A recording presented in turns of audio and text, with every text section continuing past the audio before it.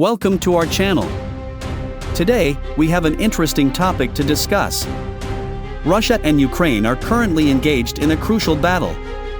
Last night, hundreds of Russian soldiers entered underground pipelines used to transport gas to Ukraine. These pipelines, buried deep beneath the surface, have been repurposed to create a strategic position near the town of Suzha. The latest reports and visuals clearly indicate that Russia has set up a massive trap spanning 400 square kilometers, effectively surrounding more than 5,000 Ukrainian soldiers. This is a significant development with far-reaching consequences. Russia's strategic maneuvering does not stop there.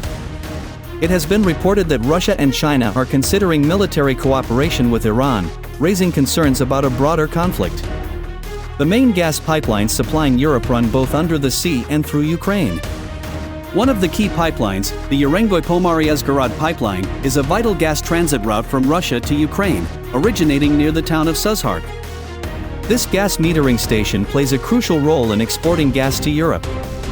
In response to the escalating conflict, Ukrainian forces have established a 30-kilometer buffer zone in the affected region.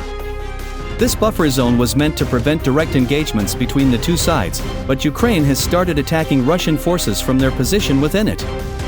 Russia, in turn, has launched precision strikes on Ukrainian positions. Reports suggest that Russian forces have also targeted supply lines in this buffer zone, further tightening their grip on the area.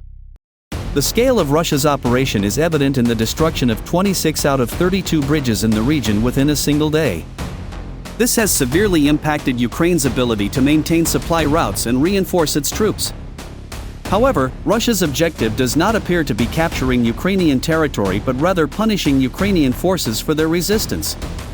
According to reports attributed to Russian President Vladimir Putin, these actions are a form of retaliation.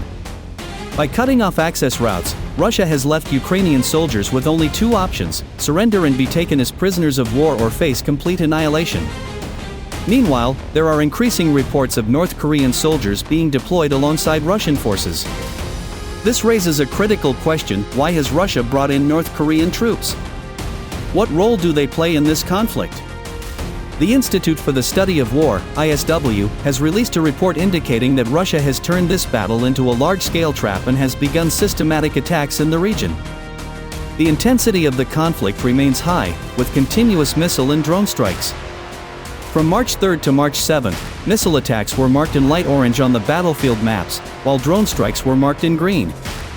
Although the number of casualties has decreased compared to earlier phases of the war, the fighting has not ceased.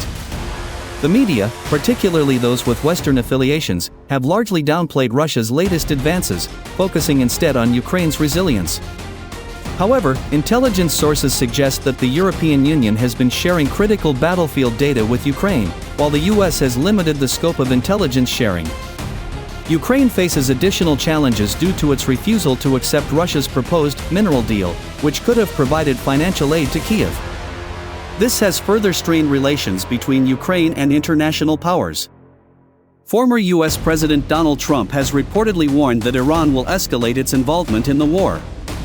Iranian officials have declared that they will not halt their nuclear program, regardless of opposition from the US or Israel. In response, Qatar has stated that it will not allow its territory to be used as a base for military operations against Iran. Meanwhile, Iran has begun cyber attacks and military preparations in the Persian Gulf.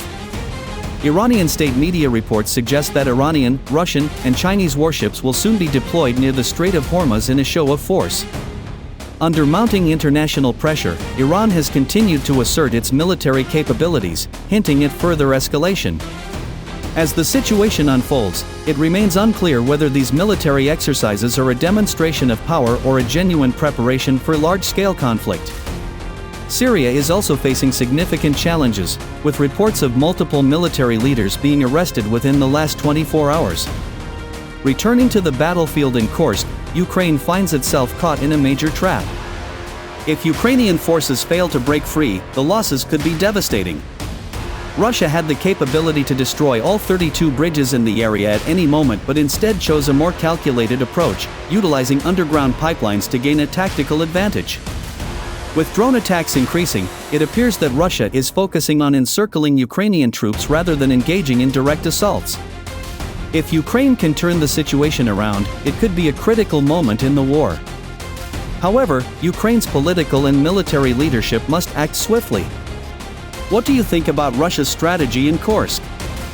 What are your thoughts on Iran's involvement in the conflict? Share your opinions in the comments section. Thank you for your valuable time. Don't forget to subscribe, share, and comment.